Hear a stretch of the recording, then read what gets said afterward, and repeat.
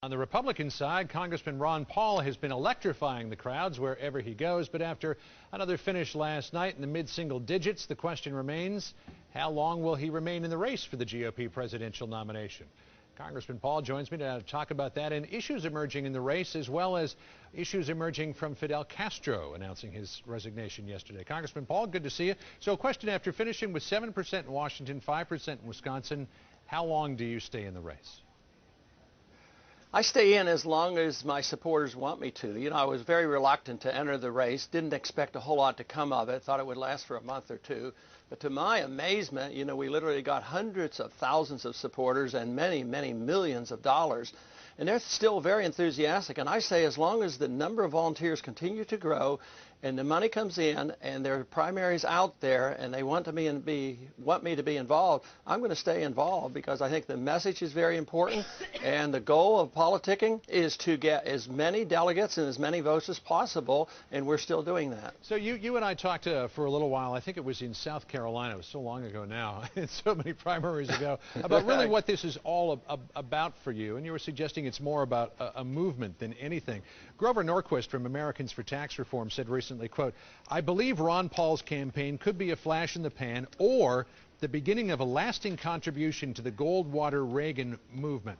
The suggestion is that while it looks like you will not win the nomination, you could be paving the way for the next person. So which do you think it's going to be? Is it going to be a flash in the pan, or will this be the beginning of a movement? Well, I don't think there's any choice on my part. I don't think I could stop the movement if I tried, but if I encourage it, it is going to continue because the subject comes up all the time. And when I finish a rally, like the other day, we were at the University of North Texas, we had 1,400 people there, and I tell them, this is just the beginning, because they're young people and they want to hear this and they want change. They hear others talking about change, but they know there's no change with the other candidates. It's the same old stuff they get over and over again. There's no difference with the other candidates. Nobody's serious about the Constitution. And so when they hear this message, they know it's going to take a while. And I think the analogy of turning around an aircraft carrier, it takes time. You don't turn on a dime, and people can't expect us to do that. But I do believe there's something very significant going on. As I travel around the country, I sense it. When we talked a few weeks ago, you said you hope to attract some like-minded candidates to run for Congress in November, perhaps create a little Ron Paul bloc or coalition, whatever you want to call it, the constitutionalists or whatever. Do you get a sense that you're attracting some people who might want to run? I think there's no doubt about it. I think one of my problems now is I'm being overwhelmed with individuals who want to, and then I have the responsibility. I have a responsibility of trying to sort it out because we are capable of raising funds.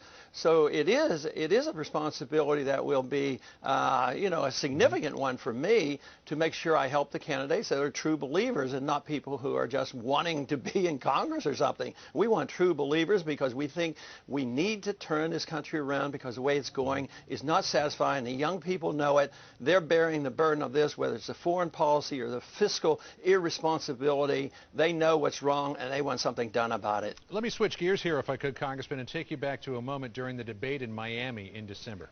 Listen to this. I believe we're at a time where we even ought to talk to Cuba and trade and travel to Cuba. That wasn't a particularly popular line that you had there, particularly with John McCain. But after Castro announced his resignation yesterday, you reiterated your call to lift the embargo on Cuba. Why? You know, just quickly, after I left there, although I was booed for that, I went outdoors, and we had hundreds of young Cuban Americans who were absolutely with me. No, this is a wonderful opportunity. There's been several of us in Congress arguing this for years. Sanctions don't work. Sanctions are the first step toward war and confrontation. Just think how much better we do now that we trade with Vietnam. We couldn't accomplish in war what we have accomplished in peace. So we should have been trading with the Cubans for a long time, and that would have undermined communism. So I say the sooner we get back to normal relations with Cuba, the better it is for both of us. But what do you say to people who say the only way to deal with the Castro brothers is to put the squeeze on them? Well, it didn't work. They've had their chance almost 50 years, and it hasn't worked. It didn't undermine Castro one bit. It always solidified his power. So the worst things got in Cuba, he said, see, it's the Americans' fault.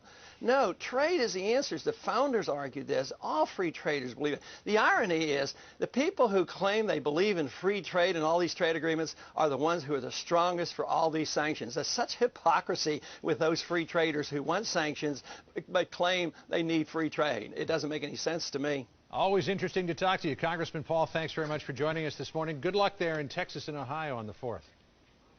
Thank you, John.